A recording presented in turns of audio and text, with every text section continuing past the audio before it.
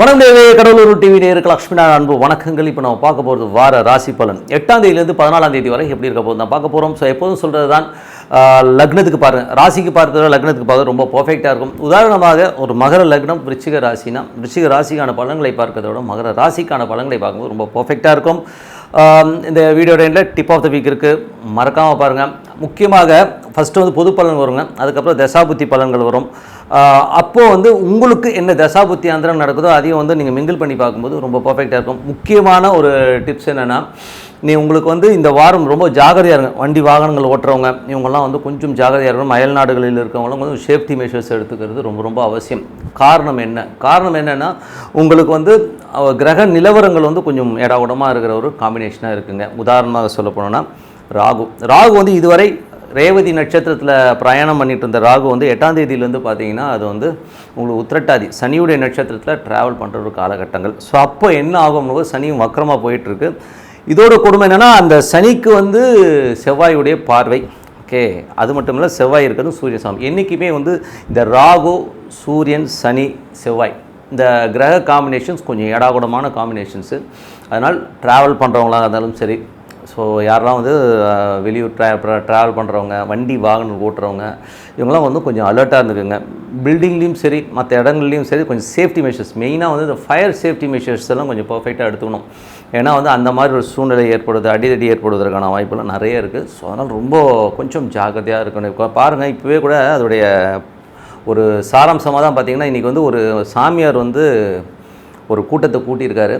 So அதில் பார்த்திங்கன்னா நெருக்கி அதில் எத்தனையோ நூற்றுக்கணக்கான பேர் இறந்துட்டாங்க. ஸோ இதெல்லாம் அறிகுறிகள். ஸோ மெயினாக இந்த ஒரு 8ஆம் தேதியிலிருந்து ஒரு 12 தேதி வரை ரொம்ப ரொம்ப ரொம்ப ரொம்ப எல்லோருமே ஜாக்கிரதையாக இருக்க வேண்டிய ஒரு காலகட்டங்கள். ஸோ கொஞ்சம் பார்த்து எல்லோருமே சேஃப்டியாக இருந்துக்குங்கிறது தான் உண்மையான விஷயம். ஏன்னா உலகம் முழுவதும், நமக்கு மட்டும் இல்லை உலகம் முழுவதுமே நிறைய ஒரு மாறுதல்களை எதிர்பார்க்கக்கூடிய ரொம்ப இன்னல்கள்னு சொல்லலாம். மாறுதல்ன்றதை விட இன்னல்கள். சேஃப்டி மெஷர்ஸ் பார்த்து எல்லாமே ஜாக்கிரதையாக இருங்க. ஓகேங்களா? அதான் சொல்ல வரும். இப்போது ராசி பலன் போகலாம். ரிஷபராசிக்கு பார்த்திங்கன்னா உங்களுக்கு ராசியாதிபதி சுக்கிரன் பார்த்திங்கன்னா உங்களுக்கு 2, 3 ஸோ 2 இடங்கள்லையும் இருக்கார். ஸோ கிட்டத்தட்ட ஒரு புதன்கிழமை வர 2ஆம் இடத்துலையும் அதுக்கப்புறம் 3ஆம் இடத்துலையும் பிரயாணிக்கின்ற காலகட்டத்தில் பார்த்திங்கன்னா நல்ல ஏற்றங்கள், நல்ல விஷயங்கள்லாம் நடக்கும், நல்ல வருமானங்கள் வருவதற்கான வாய்ப்பெல்லாம் இருக்குது. வேலையில் பார்த்திங்கன்னா சில மாற்றங்கள், ஸோ ஒரு சில பேருக்கு இடமாற்றங்கள் இந்த மாதிரி விஷயங்கள் நடப்பதற்கான ரொம்ப நல்லா இருக்குது. மற்றபடி பார்த்திங்கன்னா உங்களுக்கு 2ஆம் அதிபதியான புதன் பார்த்திங்கன்னா உங்களுக்கு 3இல் இருக்கும்போது நல்ல ஏற்றங்கள், அது குடும்பத்தில் சின்ன சின்ன கலகங்கள் வருவதற்கான வாய்ப்புகள் கொஞ்சம் பார்த்து நடக்கும். குழந்தைகள் விஷயங்கள் சின்னதாக ஒரு கன்ஃபியூஷன்ஸ் போகிறதுக்கான வாய்ப்புகளும் நிறைய இருக்குது. அதுக்கப்புறம் பார்க்கும்போது 3ஆம் அதிபதி சந்திரன் சிறப்பான விஷயங்கள்லாம் கண்டிப்பாக உங்களுக்கு முயற்சிகள் பெரும் வெற்றி பெறுவதற்கான வாய்ப்புலாம் ரொம்ப சிறப்பாக இருக்குது. ஸோ அதெல்லாமே ரொம்ப நல்ல விஷயந்தான். ஏன்னா ஒரு வெற்றிகள், நல்ல ஒரு லாபங்கள் வருவதற்கான வாய்ப்புகளும் ரொம்ப சிறப்பாக இருக்குங்க. ஸோ அதெல்லாமே ரொம்ப நல்ல நெகட்டிவாக எதுவுமே இல்லை. ஸோ அதனால முயற்சிகளில் ரொம்ப வெற்றிகள் கண்டிப்பாக இருக்கும்.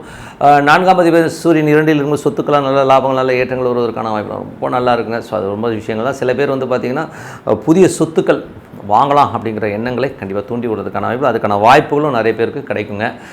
தாயாரோட உடல்நிலையில் நல்ல ஒரு ஏற்றங்கள்லாம் இருக்கும். ஸோ நல்ல கொஞ்சம் தெம்பாக தான் இருப்பாங்க. ஸோ அதெல்லாம் ஒன்றும் பெரிய ப்ராப்ளம் இல்லை. 5ஆம் அதிபதியான புதன் பார்த்திங்கன்னா உங்களுக்கு 3இல் இருக்கும்போது நல்ல குழந்தைகளோட வளர்ச்சி ரொம்ப சிறப்பாக இருக்கும். குழந்தைகள் அடுத்த கட்டத்துக்கு மூவ் ஆகிறதெல்லாம் ரொம்ப நல்லாயிருக்கும்.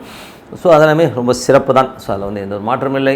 அதுக்கப்புறம் பார்க்கும்போது உங்களுக்கு 6ஆம் அதிபதி சுக்கிரன் உங்களுக்கு வேலையில் நிறைய மாற்றங்களையும், சின்ன சின்ன விஷயங்கள் சின்ன சேஞ்ச் நிறைய பண்ணுவீங்க. ஸோ வாழ்க்கையிலே இப்படி பண்ணலாம் அப்படி பண்ணலாங்கிற நிறைய சிஸ்டமேட்டிக்கான ஒரு ஃபங்க்ஷன்ஸ்லாம் கண்டிப்பாக பண்ண ஆரம்பிப்பீங்க. ஸோ அதெல்லாமே நல்ல விஷயம் தான். 7ஆம் அதிபதியான செவ்வாய் உங்களுக்கு 12இல் இருக்கும்போது கொஞ்சம் சுப நிகழ்ச்சிகள் சார்ந்த விஷயங்களுக்காக கொஞ்சம் செலவு பண்ணுறதுக்கான வாய்ப்புகள்லாம் நிறைய இருக்குது.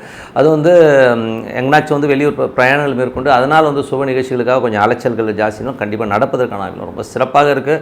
அதுக்கப்புறம் பார்க்கும்போது உங்களுக்கு 8ஆம் அதிபதி குரு உங்களுக்கு ராசியிலே இருக்கும்போது 8, 11ஆம் அதிபதி ராசியில் இருக்கும். கொஞ்சம் கவனமாக இருக்கணும். அதுவும் சந்திரனுடைய சாரத்தில் போகும்போது தேவையில்லாத சந்தேகங்களாக ஒரு டென்ஷன்ஸ் வர்றதுக்கான வாய்ப்பு ரொம்ப ரொம்ப கவனமாக இருக்க வேண்டிய ஒரு காலகட்டங்க. ஏன்னா அது ஒரு எமோஷன்ஸை கண்டிப்பாக ஏற்படுத்தும். ஸோ எது அந்த எமோஷன்ஸ் ஏறும்போது முதல்ல நம்ம கரெக்டாக இருக்கிறோமான்றதை கண்ட்ரோல் பண்ணிக்கிங்க. ஸோ அங்கே ஏதாச்சும் டென்ஷனாக இருக்கிற மாதிரி இருந்தால் நேராக தனியாக போய் உட்காந்து ஒரு 1/2 மணி நேரம் உட்காந்துருங்க.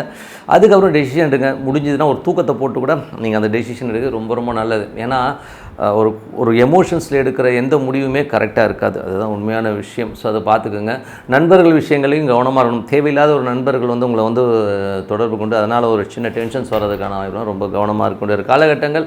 அதுக்கப்புறம் பார்க்கும்போது உங்களுக்கு 9ஆம் அதிபதியான சனி வந்து 10லிருந்து அது குருடைய சாரத்தில் புதிய தொழில் வாய்ப்புகள், அயல்நாடு போகணுன்றவங்க அந்த வாய்ப்புகள் கிடைக்கிறதுக்கான வாய்ப்புலாம், அது மட்டும் இல்லாமல் பெரிய கல்வி வெளிநாட்டு போய் படிக்கணும் அப்படின்னு நினச்சிருந்துருக்கோம்னா அது நடப்பதற்கான வாய்ப்பு ரொம்ப நல்லாயிருக்கு. பட் என்னென்னா சனி வக்கரமாக இருக்கும், கொஞ்சம் டிலேடாக நடக்கும்.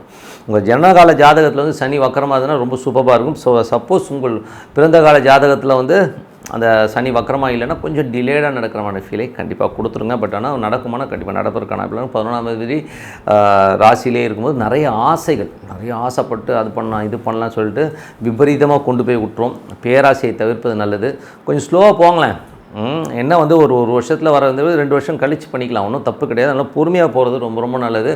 ஒரு அர்ஜென்சியில் ஒரு எமோஷன்ஸில் நம்ம வந்து நிறைய சம்பாதிக்கணுங்கிற ஒரு கர்ஜில் அகலக்கால் வச்சு மாட்டிக்கிறதுக்கான வாய்ப்புகள் இருக்கனால அதை வந்து தவிர்ப்பது ரொம்ப ரொம்ப நல்லது. 12இல் உள்ள செவ்வாய் ஸோ வந்து சுப காரியத்திற்காக நிறைய செலவுகள் பண்ணுறதுக்கான வாய்ப்புகளை கண்டிப்பாக ஏற்படுத்தும். ஸோ அதுக்கான முயற்சிகள் வெற்றியும் கிடைக்குங்கிறது தான் உண்மையான விஷயம். ஸோ நான் இதுவரை வந்து பார்த்தது வந்து பார்த்திங்கன்னா பொது பலன்கள். ஸோ இது வந்து ஜென்ரலான பலன்கள் தான். ஸோ இப்போ பார்க்க போகிறது வந்து தசாபுத்தி பலன்கள் எப்படி இருக்குன்னு பார்ப்போம். தசாபுத்தி பலன்களை ரிஷப லக்னமாக இருந்து சூரிய தசாபுத்தி அந்த சூரியன் வந்து பார்த்திங்கன்னா உங்களுக்கு வந்து 2இல் இருக்கும்போது குழந்தைகளோட கல்வி, குழந்தைகளோட விஷயங்கள் ரொம்ப சிறப்பாக இருக்கும். ஸோ அது நிலபுலன்கள் வாங்குறதுக்கான யோகங்கள் ரொம்ப சிறப்பாக இருக்கும். ஏன்னா வந்து சூரியன் குருவில் போகும்போது அது அந்த காரக ரீதியாக வந்து குழந்தைகள் வந்து ஒரு அட்மினிஸ்ட்ரேஷன் பவரில் வந்து ரொம்ப சூப்பராக போகிறதும் நல்ல ஒரு கமாண்டிங்காக இருக்கிறத பார்த்து ரொம்ப சந்தோஷப்படுவீங்க. குடும்பத்தில் இருக்கிறவங்க எல்லோருமே சந்தோஷப்படுறதுக்கான வாய்ப்புகள் ரொம்ப நல்லாயிருக்கு. அதே காலகட்டத்தில் வந்து பார்த்திங்கன்னா சூரியன் வந்து 2இல் இருக்கும்போது புதிய வண்டி வாகனங்கள் நிலபுலன்கள் வாங்குறதுக்கான வாய்ப்புகள் ரொம்ப சிறப்பாக இருக்குங்க. ரிஷப லக்னமாக இருந்து சந்திர தசாபுத்தி அந்தரங்கள் நடக்கிறவங்களுக்கு எப்படி இருக்கும் அப்படின்போது நல்ல விஷயம், நல்ல ஏற்றங்களை கண்டிப்பாக கொடுத்துருக்குங்க. ஏன்னா சந்திரனை பொறுத்தவரை வந்து பார்த்திங்கன்னா உங்களுக்கு வந்து ஒரு சிறப்பான ஒரு விஷயங்கள் எல்லாம் கொடுத்துரும். அது வந்து பார்த்திங்கன்னா அது மேஜராக வந்து பார்த்திங்கன்னா நிறைய முயற்சிகள், இந்த முயற்சிகள் வெற்றி கிடைக்கிறது. ஒரு சொத்துக்கள் சார்ந்த விஷயங்களாக நல்ல பணம் வர்றதுக்கான வாய்ப்புகளும் ரொம்ப சிறப்பாக இருக்குது. தாயாருக்கும் உங்களுக்கும் கொஞ்சம் அந்த சின்ன டிஃப்ரென்ஸ் ஆஃப் ஒப்பீனியன் வரும். ஸோ அதை மட்டும் கொஞ்சம் கேர்ஃபுல்லாக இருந்துக்கணும். ரிஷப லக்னமாக வந்து செவ்வாய் தசாபுத்தி அந்த கொஞ்சம் சுப நிகழ்ச்சிகள் சார்ந்த விஷயத்துக்காக நிறைய செலவு பண்ணிங்களும் மற்றபடி எல்லாமே அதுக்கான அலைச்சல்கள் கொஞ்சம் ஜாஸ்தியாக இருக்கும். ரிஷப லக்னமாக இருந்து ராகு தசாபுத்தி அந்தரம் நடக்கணும், பெரிய லாபங்கள் வருவதற்கான வாய்ப்புகள், அதுவும் தொழில் ரீதியான விஷயங்கள் பெரிய லாபங்களை அள்ளி தருவதற்கான வாய்ப்புகள் ரொம்ப சிறப்பாக இருக்குது. அதுக்கான வாய்ப்புகளும் கண்டிப்பாக இருக்குங்க. ஸோ ரிஷப லக்னமாக இருந்து குரு தசாபுத்தி அந்தரம், குரு வந்து பார்த்திங்கன்னா உங்களுக்கு 8, 11ஆம் தேதி ராசியிலே இருக்கும்போது அது கொஞ்சம் கேர்ஃபுல்லாக இருக்கணும். தேவையில்லாத ஒரு டென்ஷனை மண்டையில் போட்டுக்கிட்டு ஸ்ட்ரெஸ் ஆகிறதுக்கான வாய்ப்புகள், இல்லை அகலக்கால் வைக்கிறது. ஒருத்தன் வந்து ஏதாச்சும் கேட்டான்னு சொல்லிட்டு அவனை நம்பி ஏதோ காசை கொடுத்துட்டு அதுக்கப்புறம் வந்து ஒரு டென்ஷனையும் ஸ்ட்ரெஸ்ஸையும் ஃபேஸ் பண்ணுறதுக்கான வாய்ப்புகளும் ரொம்ப கவனமாக இருக்கணும். ரிஷப லக்னமாக இருந்து சனி தசாபுத்தி அந்தரம் நடக்கிறவங்களுக்கு வந்து சனி வந்து இப்போது வக்கரமாக போனால் அது வந்து குருடைய சாரத்தில் போகும்போது நிறைய தொழில் வாய்ப்புகள் வரும். ஸோ ஆனாலும் கொஞ்சம் டிலேடாக நடக்கிறமான ஃபீலை கண்டிப்பாக கொடுக்கும். சப்போஸ் உங்களுக்கு ஜனகால ஜாதகத்தில் சனி வக்கரமானால் நல்லா ஃபாஸ்ட்டாக இருக்கும். சப்போஸ் இல்லைன்னா கொஞ்சம் போகிற மாதிரி ஃபீலை கண்டிப்பாக ஏற்படுத்தும். ரிஷப லக்னமாக இருந்து புதன் தசாபுத்தி அந்த புதன் வந்து பார்த்திங்கன்னா உங்களுக்கு வந்து 3இல் இருக்கும்போது பெரிய முயற்சிகள், பெரிய வெற்றிகள் கிடைப்பதற்கான குழந்தைகளோட விஷயங்கள் நல்ல ஒரு அபிவிருத்தியாகி பெரிய லெவலில் செட்டில் ஆகிறதுக்கான ரொம்ப சிறப்பாக இருக்குது. அதுக்கப்புறம் பார்க்கும்போது ரிஷப லக்னமாக இருந்து கேது தசாபுத்தி அந்த குழந்தைகள் வந்து கொஞ்சம் வந்து அடமண்ட்டாக இருக்கிற மாதிரி ஃபீலை கொடுக்கும். கொஞ்சம் ஸ்ட்ரெஸ் ஏறுறதுக்கான வாய்ப்புகளும் கொஞ்சம் கவனமாக இருக்கணும்.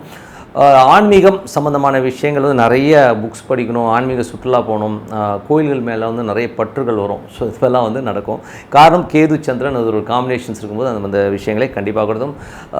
ரிஷப லக்னமாக இருந்து சுக்கிர தசாபுத்தி அந்தரம் நடக்கிறவங்க சுக்கிரன் வந்து பார்த்திங்கன்னா 2ஆம் வீட்டில் வந்து கொஞ்சம் இந்த புதன்கிழமை இருக்குது. அதுக்கப்புறம் 3ஆம் வீட்டுக்கு போகும்போது என்ன மாதிரி விஷயம், வேலையில் நிறைய மாற்றங்கள். ஸோ வேலையில் நிறைய மாற்றங்கள், ஏதாவது ஒரு பழைய கடன்லாம் செட்டில் ஆகிட்டு வேறு ஒரு கடன் வாங்குறது, இந்த மாதிரி விஷயங்கள்லாம் கண்டிப்பாக பண்ணுவீங்க. ஸோ கொஞ்சம் உடல் ரீதியான விஷயங்களில் வந்து கொஞ்சம் கவனம் செலுத்தணும். கொஞ்சம் எக்ஸசைஸ்லாம் பண்ணுறது ரொம்ப ரொம்ப நல்லதுங்க. ஸோ நல்ல விஷயங்கள், நல்ல மாற்றங்களாக இருக்கணும். பிரார்த்தனை ரொம்ப ரொம்ப அவசியம். மனதார இறைவனை பிரார்த்தனை கண்டிப்பாக நான் தலைவர் போதுங்களாக சிறப்பாக இருக்குது. Tip of the week. So tip of the வீக்கில் இப்போ நம்ம பார்க்க போகிறது வந்து நவராத்திரி. ஸோ இதில் வந்து நவராத்திரியில் வந்து 4 வாட்டி வருங்க வருஷத்துக்கு. ஸோ இந்த வாட்டி வர நவராத்திரி வந்து ஆஷத நவராத்திரின்னு சொல்லுவோம். ஸோ இந்த ஆஷத நவராத்திரிங்கிறது வந்து அந்த அம்மன் வழிபாடு தான். ஸோ நவராத்திரினாலே அம்மன் வழிபாடு தான். ஸோ இதில் வந்து என்னென்னா மற்ற தெய்வங்களை வழிபடுறதை விட இந்த அம்மன் வழிபாடு ஏன் ரொம்ப பிரத்யேகமாக எல்லோரும் ஃபாலோ பண்ணுறாங்கன்னா அந்த அம்மன் வழிபாடு வந்து உடனே உங்களுக்கு பலன் தரும். ஸோ அதுதான் இப்போ ஒரு ஈஸ்வரன் நினச்சி நீங்கள் ப்ரேயர் பண்ணாலும் சரி, ஒரு பெருமாளை நினச்சி நீங்கள் ப்ரேயர் பண்ணுறீங்கன்னு வச்சுப்போமே, அப்போல்லாம் வந்து உங்களுக்கு வந்து அந்த பலன்கள் வந்து உடனே கிடைக்காது, கொஞ்சம் லேட் ஆகும். ஓகேங்களா, நம்ம வந்து அந்த தெய்வத்தை நெருங்கிறதுக்கு கொஞ்சம் டிலே ஆகி அதுக்கப்புறம் வரும். பட் இதே வந்து காளி வழிபாடு, இந்த மாதிரி அம்மன் வழிபாடுலாம் வந்து இந்த தாயார் வந்து உடனே வந்து நமக்கு வந்து அந்த பலன்களை அள்ளித்தரதுக்கான வாய்ப்புலாம் ரொம்ப சிறப்பாக இருக்குது. அந்த ஆஷாத நவராத்திரி மெயினாக வந்து நார்த் இந்தியாவில் சரி, ஈஸ்ட்டில், ஸோ கல்கட்டா ரீஜனில் வந்து உங்களுக்கு நிறைய பேர் வந்து அது செலிப்ரேட் பண்ணுவாங்க. அதுலேயும் வந்து பிரத்யேக தெய்வமாக வந்து வராகியை வந்து அவங்க வழிபாடு பண்ணுவாங்க. ஸோ நீங்கள் வந்து வராகியை தான் எடுக்கணும்னு இல்லை, பட் அவங்க வந்து வராகியை தான் வந்து மேஜராக வச்சு ஆஷாத நவராத்திரியை வந்து ரொம்ப பெருசாக வந்து செலிப்ரேட் பண்ணுவாங்க. அது 9 நாள் விரதம் இருந்து அதை வழிபாடு பண்ணுறதும் ரொம்ப சிறப்புங்க. இதில் வந்து எந்த மாதிரி விரதம் இருக்கலாம்? ஸோ விரதம் இருக்கும்போது மேக்ஸிமம் நான்வெஜ் எடுக்கவே கூடாது. ஸோ நான்வெஜ்ஜை தவிர்த்துருங்க. என்னை பொறுத்தவரை சமைச்ச உணவை சாப்பிடாமல் இருக்கிறது ரொம்ப ரொம்ப நல்லது. ஏன் சொல்கிறேன்னா, இப்போ வந்து நம்ம வெளியில் போய் சாப்பிட்றோன்னு வச்சுக்கோமே, அவங்களோட குணநலங்கள், அவங்க எந்த மாதிரி குக் பண்ணாங்கன்னு தெரியாது. அதே வீட்டில் இருக்கவங்களும் வந்து குக் பண்ணும்போது எந்த மன ரீதியான விஷயங்களில் குக் பண்ணுவாங்கன்னு தெரியாது. ஸோ மேக்ஸிமம் ஃப்ரூட்ஸ் அண்ட் வெஜிடபிள்ஸை ஆண்டவனுக்கு படைச்சிட்டு நீங்கள் சாப்பிட்றது ரொம்ப ரொம்ப நல்லது. இது வந்து ஒரு பர்டிகுலர் பீப்புளுக்கு தான் செட் ஆகும், எனக்கே தெரியும். ஏன்னா வந்து முடிஞ்ச அளவு நீங்கள் வந்து இந்த ஃப்ரெஷ் ஃப்ரூட்ஸ் அண்ட் வெஜிடபிள் வச்சுட்டு காலை மாலை நல்லா குளிச்சுட்டு அந்த வழிபாடுங்கிறது வந்து அட்லீஸ்ட் காலையில் ஒரு 1/2 மணி நேரம் வந்து தவம் பண்ணுறது அந்த அம்மன் நினச்சி, இல்லை ஒரு சாண்டிங் மாலை வாங்கி உங்களுக்கு அந்த அம்மன் எந்த அம்மனாக வேணா இருக்கலாம். இப்போது பாலாம்பிகைன்னு வச்சுக்கோமே, ஸோ பாலாம்பிகைன்னு ஓம் பாலாம்பிகை ஓம் பாலாம்பிகை, இந்த பாலாம்பிகையை உள்ளே கொண்டு வந்து இந்த பிரார்த்தனை பண்ணுறது, இல்லை வராகினா வராகி, ஏதோ ஒரு அம்மனை வந்து அந்த வழிபாட்டில் டெய்லி காலை நைட் அது ஈவினிங், ஸோ ஈவினிங் செட் ஆகலையோ, சப்போஸ் நீங்கள் லேட்டாக வந்தீங்கன்னா கூட பரவாயில்ல, வந்துட்டு குடிச்சிட்டு அந்த விளக்கேற்றிட்டு அது பண்ணிட்டு வாங்க. அது மட்டும் இல்லாமல் ஏழை எளியவர்களுக்கு, அதாவது பெண்மணிகளுக்கு புடவை ஒரு ரவிக்க jacket bit, so jacket bit plus வெத்தலை பாக்கு பழத்தோடு கொஞ்சம் காசு வச்சு அவங்களுக்கு கொடுங்க. ஸோ இது வந்து ஒரு 9 நாள் போது 9 புடவை கொடுக்குறது ரொம்ப விசேஷம். ஸோ இது வந்து பண்ணிட்டு வாங்க. வாழ்க்கையில் அடுத்த கட்டத்துக்கு கண்டிப்பாக வந்து இந்த வழிபாடு முறை கண்டிப்பாக எடுத்துகிட்டு போங்க. ஸோ நமக்குள்ளே வந்து இருக்கிற சக்தியை நம்ம பார்க்க முடியும். இது வந்து என்னென்னா, கொஞ்சம் அந்த வெளியில் சாப்பிடாம நீங்கள் முடிஞ்ச அளவு ஃப்ரூட்ஸ் வெஜிடபிள்ஸ் சாப்பிட்டிங்கன்னா ரொம்ப நல்லது. சப்போஸ் எனக்கு இது செட் ஆகாது, நான் ஃப்ரூட்ஸ் வெஜிடபிள்ஸ்லாம் என்னால் சாப்பிட முடியாதுங்க, அதெல்லாம் கஷ்டங்க, எனக்கு இப்போ சாப்பிடாவே இருக்க முடியாதுன்னா காலையில் நைட்டு ஒமிட் பண்ணிவிட்டு மத்தியானம் மட்டும் சாப்பிடுங்க. ஈவினிங் வந்து சும்மா கொஞ்சோண்டு 2 வேளை பழம் சாப்பிட்டு மத்தியானம் வேணால் சாப்பிட்டுக்குங்க. அது நீங்கள் வீட்டில் இருக்க ஃபுட்டு கூட சாப்பிட்லாம். பட் அது சாப்பிட்றதுக்கு முன்னாடி ஒரு வேலை பண்ணுங்கள். என்னென்னா, அந்த ஃபுட்டு வச்சுட்டு அந்த அம்மனுக்கு நீங்கள் நெய்வேத்தியம் பண்ணுறதா மனசார நினச்சிங்க. அதுக்குன்னு போய் சாமி படத்துக்கிட்ட போய் வைக்க சொல்ல, அந்த அம்மனை மனசார நினச்சிட்டு இது நெய்வேத்தியம் பண்ணதான் நினச்சிக்கிட்டு சாப்பிடுங்க. ஸோ அப்படி பண்ணி பாருங்களேன். ஸோ பண்ணி பாருங்கள் எவ்வளோ சேஞ்ச் இருக்குது. என்றைக்குமே வழிபாடு வந்து எடுத்த உடனே வந்து அப்படியே பலன் கொடுத்து அப்படியே ஒரு கோடீஸ்வரன் ஆகிக்கணும்னு நம்பாதீங்க. முதல்ல வந்து உங்கள்கிட்ட மாற்றத்தை ஏற்படுத்தும். ஸோ இது வந்து வழியாக இப்போ 4 நவராத்திரினா 4 நவராத்திரியும் ஃபாலோ பண்ணிட்டு வரும்போது ஒரு காலகட்டத்தில் ஒரு வருஷம் நீங்கள் இது ஃபாலோ பண்ணும்போது அடுத்த நவராத்திரி வரும்போது அப்படி பண்ண கொஞ்சம் கொஞ்சமாக ஒரு சேஞ்ச் வந்து அதுக்கப்புறம் பார்த்திங்கன்னா ஒரு 1 இயர் 2 இயர் கழிச்சு பார்த்திங்கன்னா உங்களுடைய வளர்ச்சி வந்து பெரிய லெவலில் இருக்குங்கிறது தான் உண்மையான விஷயம். காரணம், தெய்வத்தை நமக்குள்ளே கொண்டு வரது தாங்க பிரார்த்தனை. இதுக்காக வந்து ஒரு ரெப்ரஸன்டேட்டிவ்லாம் யாரும் தேவையில்லை. ஏதாவது நடுவில் ஒரு சாமியார் ஏதோ மீட்டிங்கை கண்டக்ட் பண்ணி வச்சுட்டு அவன் போலீஸாக இருந்துட்டு இந்த மாதிரி பண்ணியிருக்கா. அப்படி கிட்டத்தட்ட எத்தனை பேர் இறந்துருக்காங்க. அங்கே வந்த மக்கள் எந்த மாதிரி மக்களுங்கிறத வந்து நான் பார்க்கும்போது அந்த டிவியில் பார்த்தீங்கன்னா அங்கே மொபைல்ஸ்லாம் கடந்து பார்த்தீங்கன்னா எதுவுமே ஆண்ட்ராய்ட் ஃபோனே இல்லைங்க, எல்லாமே பட்டன் ஃபோன். நீங்கள் நல்லா கவனிங்க, பட்டன் ஃபோன்ஸாக இருக்குது. அப்போ அவங்களுடைய அறிவு எவ்வளோ பாவம், ரொம்ப கீழே இருக்க மக்கள் இறந்து போனாங்க. ஏன்னா அவங்களுக்கு வந்து அந்த கூட்டத்தில் எப்படி போகிறதுன்னு கூட தெரியாமல் தப்பன்னு மாடு மாதிரி ஒருத்தர் மேலே ஒருத்தர் மிதித்து மோதி ரொம்ப கஷ்டம். ஸோ இது வந்து கரெக்டான ஒரு பிளானிங் இல்லாதனால இந்த விபத்து நடந்தது. நமக்கு வந்து இறைவனை வழிபட எந்த ரெப்ரஸன்டேட்டிவும் தேவையில்லை, சாமியார் தேவையில்லை.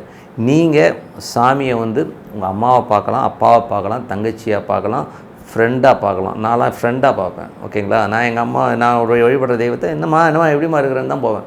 அதுக்கு குளிக்கணும்னு அவசியம் கிடையாது, நீ இப்படி இருக்கணும்னு அவசியம் கிடையாது, எதுவுமே கிடையாது. சும்மா மூஞ்சியை கழுவிட்டு போய் உட்காருங்க போதும். ஓகேங்களா? மனதார தூய்மையோடு உட்காந்து பிரார்த்தனை பண்ணிங்கன்னா அந்த பிரார்த்தனைக்கு வலிமை அதிகங்கிறது தான் உண்மையான விஷயம். ஸோ நல்ல விஷயங்கள்லாம் பண்ணோன்னா பிரார்த்தனை ரொம்ப அவசியம். இந்த மாதிரி ஒரு வழிபாடு ஒரு 9 நாட்கள் நீங்கள் பண்ணும்போது பாடியும் பார்த்திங்கன்னா உங்களுக்கு ரெஜிமினேட் ஆகி ரொம்ப சூப்பராக இருக்கும். நீங்கள் கண்டினியூவாக பண்ணிட்டு வாங்க. ஸோ இந்த ஆஷாத நவராத்திரி எல்லோருமே செலிப்ரேட் பண்ணணும்னு சொல்லிட்டு உங்களிடம் விடைபெறுவது உங்களது லக்ஷ்மி நாராயணன். நன்றி, வணக்கம். கடவுள் அருள் டிவியை பார்த்தமைக்க நன்றிகள். மேலும் இது போன்ற தகவல்களை தெரிந்து கொள்ள கடவுள் அருள் டிவியை சப்ஸ்கிரைப் செய்யுங்கள். மறக்காமல் பெல் ஐக்கானை கிளிக் செய்யுங்கள்.